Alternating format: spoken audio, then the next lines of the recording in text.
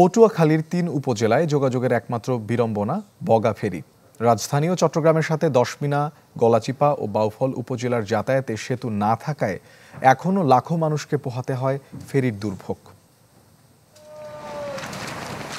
পদ্মা সেতু চালুর পর দক্ষিণ পশ্চিমাঞ্চলের জেলাগুলো হয়েছে ফেরিমুক্ত, কিন্তু পটুয়াখালীর ৩ উপজেলা থেকে যাতায়াতে এখনো ভরসা সেই বাহনটি। সড়ক যোগাযোগ না থাকায় ফেরি ও ট্রলারে নদী পারাপারে সময় লাগছে বেশি।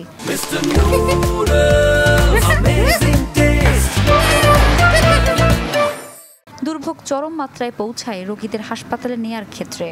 রোগী নিয়ে আসলে দেখা গেছে ফেরি ওপার আছে, ওই সময় মানে সময় মতো পাওয়া যায় না। আমি আইসি পটুয়াখালীতে আইসি, আধা ঘন্টা উপরে হয়ে গেছে, আমি বসে আছি, ফেরি পাইতেছি না। ফেরি আইলে ফেরি পাওয়া যায় না, ফেরি ওপারে থাকে, তারপরে সময় মতন পাওয়া যায় না, টাইমলি মনে করেন আইসিয়ে মনে করেন ঘন্টার পর ঘন্টা অনেক সময় বসে থাকা লাগে।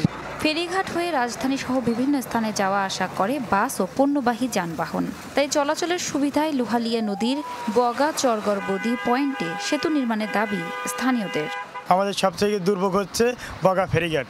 বগা ফেরিঘাটের কারণে আমাদের যাতায়াতে খুব সমস্যা হচ্ছে। যে মালটা আসার কথা 3 ঘন্টা, সেই মালটা নিয়ে 6 ঘন্টা বসে থাকা লাগে।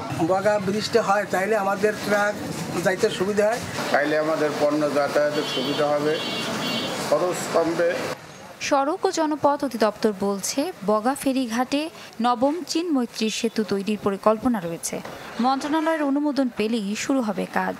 ফরেন ডোনারের সাথে মন্ত্রণালয় কথাবার্তা বলে ফাইনাল হয়ে পরবর্তী স্টেপ মন্ত্রণালয় থেকে নেওয়া হবে। যখনই পরবর্তী পদক্ষেপ গ্রহণ করবে সাথে সাথে ওই ডিপিপি তৈরির বিষয়টা আসবে এবং আমরা ডিপিপি তৈরি করে কার্যক্রম শুরু করে দেব।